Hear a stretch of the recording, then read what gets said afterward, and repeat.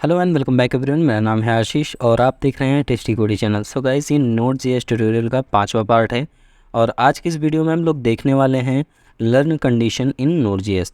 Note JS के जो conditions होते हैं, जो मोस्टली इंपॉर्टेंट कंडीशन होते हैं, उन पे आज हम ये वीडियो बना रहे हैं और यहाँ पे हम कई सारी कंडीशन को सीखेंगे। उससे पहले हम चलते हैं फर्स्ट स्लाइड की तरफ और देखते हैं फर्स्ट स्लाइड में हमारे क्या है। तो हम पहले स्लाइड में जो पिछले वीडियो में क्वेश्चन पूछे थे, which framework most commonly used in node JS, node JS में सबसे ज़्यादा कॉमनली यूज्ड फ्रेमवर्क कौन सा है, तो उसके लिए आंसर है एक्सप्रेस जेएस, क्योंकि एक्सप्रेस जेएस से ही हम कनेक्टिविटी बनाते हैं, एक्सप्रेस जेएस ही बाकी अनदर सारी चीज़ें करते हैं। तो ये जो क्वेश्चन है इसको आप चाहे नोट डाउन कर लीजिए, चाहे स्क्रीनशॉट ले लीजिए, आपके लिए बहुत बेनिफिशियल रहने वाला है। ठीक है, तो चलते हैं नेक्स्ट स्लाइड की तरफ। एंड आज के वीडियो में कौन कौन से कंडीशन पे हम वर्क करने वाले हैं, कौन कौन से कंडीशन हम सीखने वाले हैं, उन पे एक छोटा सा पॉइंट्स बना कर रखा हूँ। लिखा कम हूँ लेकिन बताऊँगा इससे ज़्यादा, क्योंकि कंडीशन इन नोट जेएस में सिर्फ इतनी ही कंडीशन नहीं है, कंडीशन तो बहुत सारी है, लेकिन जो मोस्टली यूज होने वाले कंडीशन है उस पर हम ये वीडियो बना रहे हैं। तो जैसा कि पहले पॉइंट में मेंशन किया हूँ, इफ़ एंड एल्स स्टेटमेंट, तो यहाँ पे इफ़ और एल्स ही नहीं होता, इफ़ होता है, इफ़ एल्स होता है और इफ़ एल्स इफ़ होता है। ठीक है, तो यहाँ पे 3 कंडीशन बनेंगी। उसके बाद आते हैं फॉर लूप की बात, जो कि सबसे ज़्यादा ये भी यूज होता है। फॉर लूप है एंड वाइल लूप है, बट यहाँ पे एक और चीज़ मैं बताने वाला हूँ, डू वाइल लूप पे। ठीक है, उसके बाद है स्विच केस, जो कि आप लोग जानते हैं, और यहाँ पर है स्कोप वेरिएबल, वेरिएबल का स्कोप भी मैं इसी में डिफ़ाइन कर दूँगा।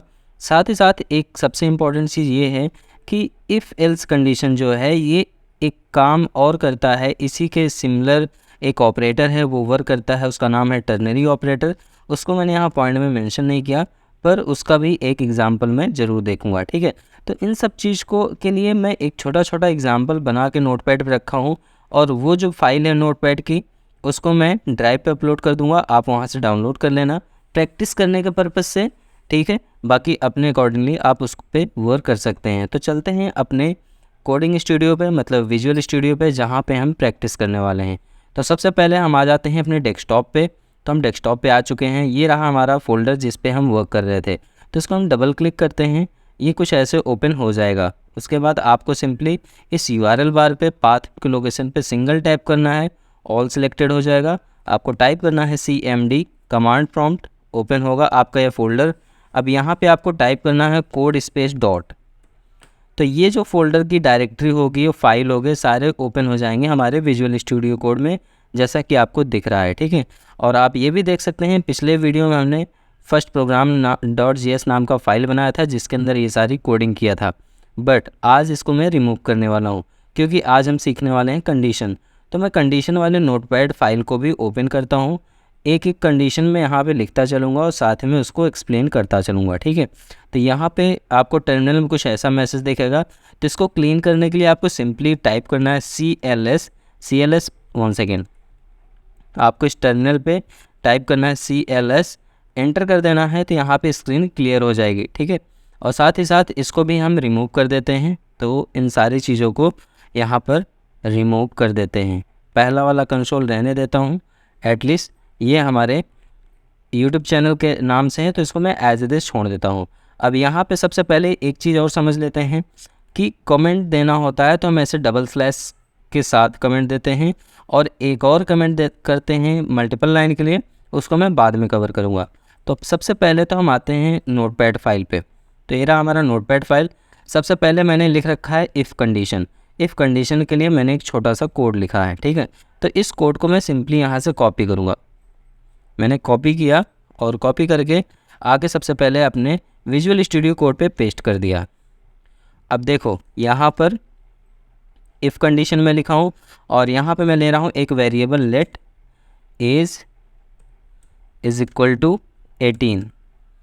ठीक है, अब देखो यहाँ पे मैंने एक लेट वेरिएबल जब इनिशलाइज करते हैं तो कई टाइप्स के इनिशलाइज करते हैं जिसके डेटा टाइप कहते हैं, और डेटा टाइप कितने तरीके से होते हैं उसके लिए एक सेपरेट वीडियो बनाने वाला हूँ। पहले एक कंडीशन समझ लेते हैं, कंडीशन कैसे यूज़ होती है, उसके बाद हम डेटा टाइप पे भी कवर करेंगे। ठीक है, वैसे तो let, var, const, scope, object, इस तरीके के बहुत सारे वेरिएबल्स होते हैं, आप उसको यूज़ कर सकते हैं। लेकिन इस पर एक सेपरेट वीडियो बनाऊंगा कि कौन से वेरिएबल कब आपको इनिशियलाइज़ करना चाहिए, ठीक है, उस पर एक अलग पूरा का पूरा वीडियो होगा। तो यहाँ पे मैं ले रहा हूँ लेट वेरिएबल, ठीक है। आप यहाँ पे चाहो तो वैर भी ले सकते हो, कोई प्रॉब्लम नहीं, क्योंकि जावास्क्रिप्ट में आपने सीखा होगा। एज नाम का वेरिएबल लिया जिसको मैं वैल्यू दे रहा हूँ 18 है। अब मैं यहाँ पे कंडीशन लगा रहा हूँ। कंडीशन मतलब ये हुआ कि इफ़ मतलब यदि, आप लोग जानते हो इफ़ की हिंदी होती है यदि। अगर आप इफ़ मतलब अगर भी यहाँ से ले सकते हो। अगर एज इक्वल 16 है तो कंसोल पे क्या प्रिंट करे, यू कैन ड्राइव। मतलब एज इक्वल 16 तो है नहीं, क्योंकि यहाँ पे वैल्यू 18 है, तो ये एरर आ जाएगा। चलो इसको रन कराते हैं। एरर पे यहाँ पे कुछ भी प्रिंट नहीं करेगा, यहाँ पे एरर नहीं प्रिंट करेगा। आपको दिखाते हैं, मैं सिंपली देता हूँ node space first program dot JS, enter किया तो आप देख सकते हैं यहाँ पे लिख के आ गया वेलकम टू टेस्टिकोडीज, बट इसका आंसर नहीं आया। लेकिन यहीं पे मैं अगर टाइप कर देता हूँ 18 और अब इसको मैं सेव कर देता हूँ और इसको अगेन मैं रन कराता हूँ, तो देखो दे दिया वेलकम टू टेस्टिकोडीज यू कैन ड्राइव। मतलब अब आप एलिजिबल हो गए हो ड्राइव करने के लिए।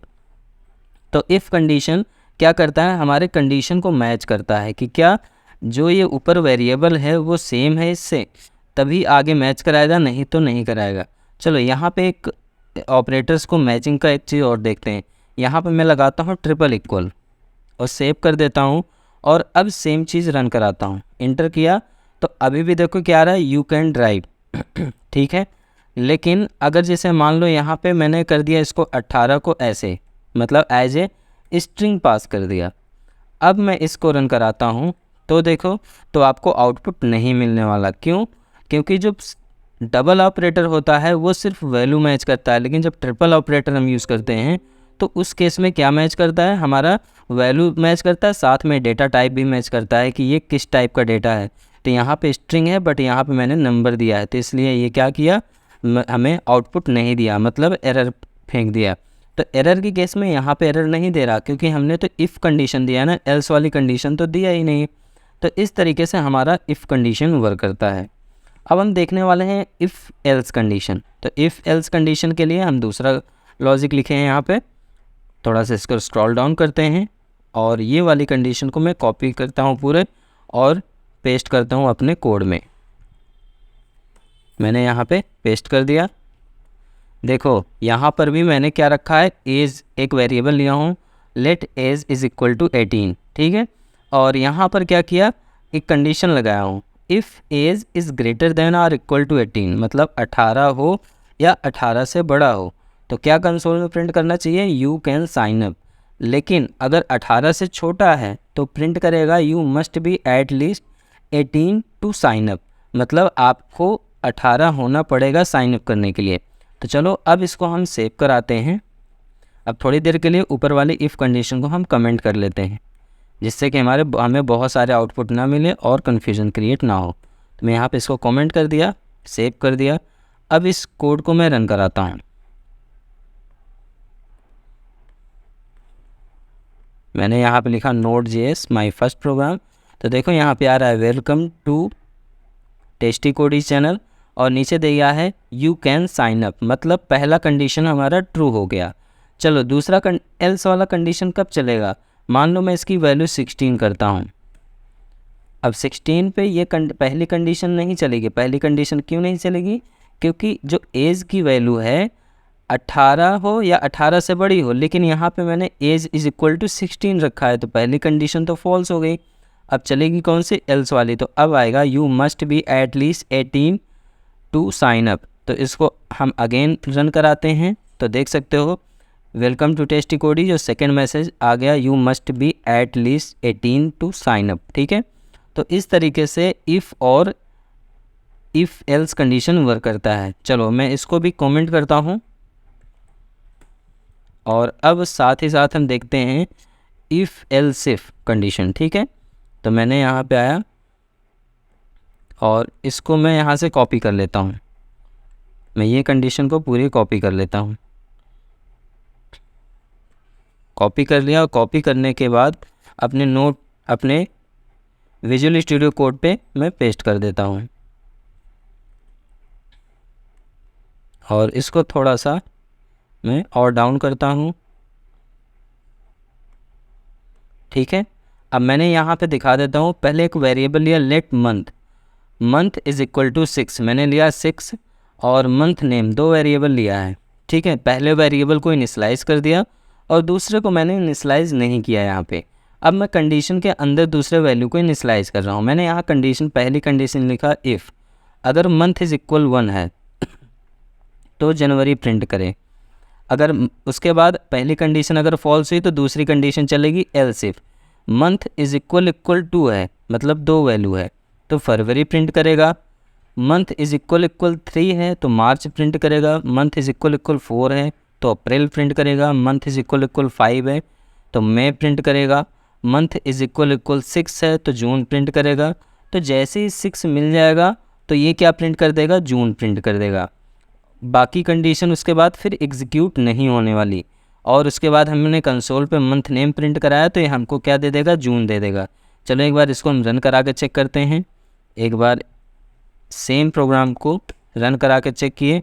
अब देखो यहाँ पे दे रहा है 1 सेकेंड, ये अभी पुराना प्रोग्राम रीड कर रहा है क्योंकि मैंने सेव नहीं किया, ठीक है। अब मैंने सेव कर दिया, इसको स्क्रीन को यहाँ पे क्लियर कर देता हूँ। CLS अगेन मैंने रन कराया तो देखो दे दिया वेलकम टू टेस्टी कोडीज। और देखो मैं आंसर में दिया जून, क्योंकि जून के बाद ये इफ़ एल्स इफ़ कंडीशन का मतलब यही होता है कि condition 1 by 1 line by line check करता जाएगा। जहाँ पे इसको आंसर मिल गया, जो वाली कंडीशन ट्रू हो गई, उसके बाद कोड एग्जीक्यूट नहीं करेगा, वहीं से कोड को अपने स्टॉप कर देगा और बाहर फेंक देगा आपको कंडीशन से, ठीक है। तो इस तरीके से हम यहाँ पर जून प्रिंट कर रहे हैं, ठीक है। अब बढ़ते हैं नेक्स्ट कंडीशन की तरफ और इसको भी हम कर देते हैं कमेंट। तो मैं यहाँ पे इसको कमेंट कर दिया। अगेन आता हूँ अपने नोटपैड फाइल पे और देखते हैं नेक्स्ट कंडीशन कौन सा है। नेक्स्ट कंडीशन है टर्नरी ऑपरेटर। जैसा कि मैंने बोला था टर्नरी ऑपरेटर बताऊँगा, तो इसको मैं पूरा कॉपी कर लेता हूँ और कॉपी करने के बाद यहाँ पर अपने कोड पे पेस्ट कर दिया। पेस्ट करने के बाद यहाँ पे देखो एक वेरिएबल लिया हो एज और दूसरा वेरिएबल है मैसेज। पहला वेरिएबल एज में मैं बार बार एज को ले रहा हूँ इसलिए कि एज से अच्छे से रिलेट कर सकते हो और सबसे ज़्यादा कॉमनली वेरिएबल लेने वाला बिगिनर्स के लिए यही है, ठीक है। अब मैंने यहाँ पे जो दूसरा वेरिएबल लिखा है इस पे मैसेज इनिशियलाइज करना है। मैसेज इनिशियलाइज करने का मतलब है कि मैंने यहाँ लिखा मैसेज इज़ इक्वल टू, और मैं यहाँ कंडीशन चेक कर रहा हूँ। देखो सिंगल एक लाइन में कंडीशन चेक कर रहा हूँ, इफ एल्स कंडीशन को एक ही लाइन में एग्जीक्यूट कर रहा हूँ। एज इज़ ग्रेटर देन और इक्वल 16 है, मतलब एज की वैल्यू 16 या 16 से बड़ी है, तो यहाँ पर मैसेज आना चाहिए यू कैन ड्राइव, नहीं तो आना चाहिए यू कांट ड्राइव, ठीक है। तो यहाँ पे एज 18 है तो इसका मतलब कंडीशन सही है, तो मैसेज में आना चाहिए यू कैन ड्राइव। तो चलो इसको रन करा के चेक करते हैं। मैंने सेम प्रोग्राम को रन कराया तो देखो यहाँ पे आ रहा है वेलकम टू टेस्टी कोडीज और साथ में दे रहा है यू कैन ड्राइव, ठीक है। तो मतलब मैं ड्राइव कर सकता हूँ। अब इस टर्नरी ऑपरेटर में एल्स वाला कंडीशन कैसे चेक करूँगा, तो मैं इसकी वैल्यू 15 कर दे रहा हूँ। तो सिंपल सी बात है, यहाँ पे मैं मैच कर रहा हूँ age equal 16 or greater than, तो 15 तो इससे छोटा हो गया, तो इसका मतलब पहली कंडीशन फॉल्स होगी। तो पहली फॉल्स होगी तो ये प्रिंट नहीं करेगा, उसकी जगह पे प्रिंट करेगा यू कैन नॉट ड्राइव। तो इसको भी एक बार रन करा के फिर से चेक करते हैं। जैसे मैं रन कराया तो देखो welcome to tasty code is top पे आया और उसके बाद फिर से क्या आ रहा है, यू कैन नॉट ड्राइव, ठीक है। तो इस तरीके से हम टर्नरी ऑपरेटर का भी यूज़ करते हैं। अब मूव करते हैं नेक्स्ट कंडीशन की तरफ। तो नेक्स्ट कंडीशन के लिए फिर से मैं ओपन करता हूँ नोटपैड अपना और चेक करता हूँ कौन सा है। नेक्स्ट कंडीशन है हमारा स्विच केस, ठीक है। तो स्विच केस भी थोड़ा लंबा प्रोसेस है इसमें भी, फिर भी इसको भी हम बताएंगे यहाँ पर। इसको मैं कॉपी कर लेता हूँ और कॉपी करके अपने मैं विजुअल स्टूडियो कोड पे पेस्ट कर दिया। अब पेस्ट करने के बाद चलो सबसे पहले इसमें देखते हैं कौन सा वेरिएबल मैंने लिया। यहाँ पे मैंने वेरिएबल लिया है लेट, एक वेरिएबल लिया डे इज़ इक्वल टू 3, मतलब यहाँ पे डे की वैल्यू में 3 फिक्स कर दिया और उसके बाद यहाँ पे डे नेम मैंने दिया है।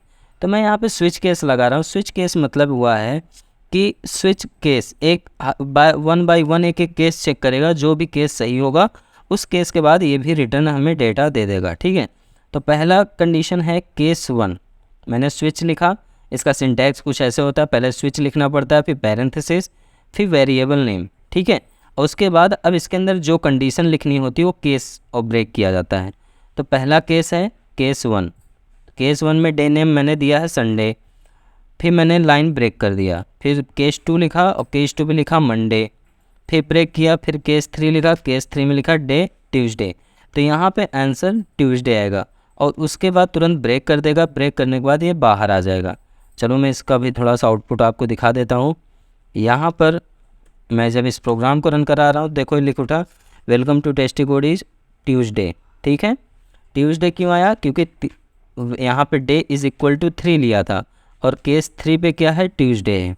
अगर आप उसके बाद यहाँ पे स्विच केस में एक सबसे ख़ास बात होती है कि मान लो तुम्हारा कोई भी डे नहीं मिल रहा, तो इसमें एक डिफ़ॉल्ट मैसेज भी आप पास करा सकते हो। तो यहाँ जब लास्ट में आपके सारे कंडीशन, सारे केस ख़त्म हो जाते हैं तो आप एक डिफ़ॉल्ट मैसेज दे सकते हो। जैसे मैंने यहाँ डिफ़ॉल्ट मैसेज पे मैंने पास कर रखा है day name is equal to invalid day, ठीक है। तो अब इनवैलिड डे अगर मुझे प्रिंट कराना है तो सिंपल सा यहाँ पे कितने कंडीशन केस लगाए हैं मैंने, 7 केस लगाया, तो मैं यहाँ पे इसकी वैल्यू 9 कर देता हूँ। अब यहाँ 9th केस तो मिलेगा नहीं इसको, जब 9th केस नहीं मिलेगा तो ये क्या आउटपुट देगा, डिफ़ॉल्ट मैसेज। डिफ़ॉल्ट मैसेज में क्या है, डे नेम में इनवैलिड डे। तो चलो इसको हम चेक करते हैं। अगेन जब इसको हम रन कराते हैं तो देखो आ रहा है welcome to tasty code is, उसके बाद दे रहा है इनवैलिड डे, क्योंकि इसे 9th केस तो मिला ही नहीं है, ठीक है। तो इस तरीके से हमारा स्विच केस भी वर्क करता है हमारे Node.js में। तो Node.js और जावास्क्रिप्ट के सेम लॉजिक, सेम कंडीशंस होते हैं, कोई भी अलग नहीं होता, लेकिन ये सारे मोस्टली यूज़ किए जाने वाले कंडीशन है, इसलिए बताना ज़रूरी है, ठीक है। अब बढ़ते हैं नेक्स्ट कंडीशन की तरफ, और नेक्स्ट कंडीशन में हमारा वाइल लूप। वाइल लूप को भी मैं यहाँ से कॉपी करता हूँ और कॉपी करके अपने विजुअल स्टूडियो कोड पे पेस्ट कर देता हूँ। अब यहाँ पे मैं आपको दिखा देता हूँ, मैंने एक वेरिएबल लिया लेट काउंट। काउंट मतलब कोई भी चीज़ को जब काउंट करते हो उसको मैंने यहाँ पे एज ए वेरिएबल लिया हूँ और इसको बाय डिफ़ॉल्ट वैल्यू इनिशियलाइज़ किया हूँ 1, और यहाँ पे कंडीशन लगाता हूँ वाइल। वाइल मतलब जब काउंट करो काउंट इज़ लेस दैन 10, मतलब काउंट की वैल्यू 10 से छोटी हो, ठीक है, तब तक क्या करो, कंसोल लॉग में प्रिंट करो काउंट। और यहाँ पे मैंने क्या कर दिया, काउंट जितनी बार ये लूप चलेगा उतनी बार हर बार ये उस वैल्यू में 2 ऐड कर देगा। तो इससे कुछ मैसेज ऐसा प्रिंट करना चाहिए, पहली वैल्यू तो यहाँ पहली बार तो 1 प्रिंट करेगा क्योंकि पहली वैल्यू ये है, दोबारा इसे प्रिंट करना चाहिए 3 क्योंकि यहाँ पर 2 ऐड कर देगा, फिर 3 के बाद इसे प्रिंट करना चाहिए 5 और फिर इसे प्रिंट करना चाहिए 7 और फिर इसे करना चाहिए 9। बस इतनी वैल्यू इसको प्रिंट करनी चाहिए। आप सोच रहे होगे मैंने यहाँ पे काउंट पे 10 दिया है, तो मैंने इसे ये बताया कि 10 से छोटा हो और साथ ही साथ हर बार 2 ऐड करें। अगर 9 के बाद 2 ऐड कर देगा तो 11 हो जाएगा, जो कि कंडीशन आपकी फॉल्स हो जाएगी, इस वजह से ये हमें प्रिंट करेगा 9 तक। तो चलो इसकी आउटपुट हम एक बार चेक कर लेते हैं रन करा के। तो अगेन मैं इसी प्रोग्राम को रन कराता हूँ। तो रन कराने के बाद आप देख लो यहाँ पर दिया है 1 3 5 7 9, ठीक है, 9 से ऊपर ये नहीं गया। तो इस तरीके से वाइल लूप भी हमारा वर्क करता है। अब इसको भी मैं करता हूँ कमेंट। आते हैं नेक्स्ट लूप की तरफ, और नेक्स्ट लूप में हम देखते हैं कौन सा लूप है, मे बी डू वाइल होगा, ठीक है। यहाँ पे डू वाइल है और यही हमारा लास्ट लूप है। इसको मैं कॉपी कर लेता हूँ पूरे को, और मैंने यहाँ पे कॉपी करने के बाद इस पर मैं पेस्ट कर दे रहा हूँ। पेस्ट करने के बाद यहाँ पे भी मैं आपको बता दूँ, यहाँ पे काउंट की वैल्यू मैंने 0 रखी है, तो सबसे पहली बार तो ये 0 प्रिंट करेगा, ठीक है। और उसके बाद देखो मैंने यहाँ क्या लिखा है कि काउंट करो लेस देन 5, 5 से छोटा तक काउंट करो और हर बार काउंट की वैल्यू में प्लस प्लस कर दो, मतलब काउंट की वैल्यू में 1 ऐड करते जाओ। तो इसे ऐसे प्रिंट करना चाहिए 0 1 2 3 4, ठीक है। क्योंकि यहाँ पे मैंने इक्वल नहीं लगाया इसलिए 5 तक नहीं जाएगा, 5 से छोटा वैल्यू तक रखेगा, ठीक है। तो एक बार इसको सेव करके रन करा के दिखाते हैं। जैसे मैंने हिट किया देखो यहाँ पे 0 1 2 3 4 अगर यहीं पे मैं इक्वल लगा दूँ तो इक्वल लगाने के बाद ये 5 तक प्रिंट कर देगा, ठीक है। तो इस तरीके से, और इसका स्टेटमेंट कुछ ऐसा होता है, एक वेरिएबल लो, वेरिएबल को इनिशियलाइज करो, पहले इसे लिखो डू। डू मतलब करो क्या, अपनी कंडीशन यहाँ पे डालो और उसके बाद जब आपकी डू वाली कंडीशन क्लोज हो जाए तो उसके बाद वाइल कंडीशन दो, बताओ कि कहाँ से कहाँ तक। तो ये कंडीशन कुछ इस तरीके से चलती है, पहले करेगा उसके बाद इसको समझ में आता है कि कितना दूर तक करना है, तो उसके बाद ये फाइनलाइज हो जाता है। तो कंडीशन कुछ इस तरीके से सारी वर्क करती हैं। और ये जो वीडियो है इसका JS वाला पार्ट मैं अपलोड कर दूंगा गिटहब रिपॉजिटरी में, वहाँ से भी आपको इसका कोड सारा मिल जाएगा। तो मिलते हैं नेक्स्ट वीडियो में, तब तक के लिए bye bye, keep practice keep coding, take care.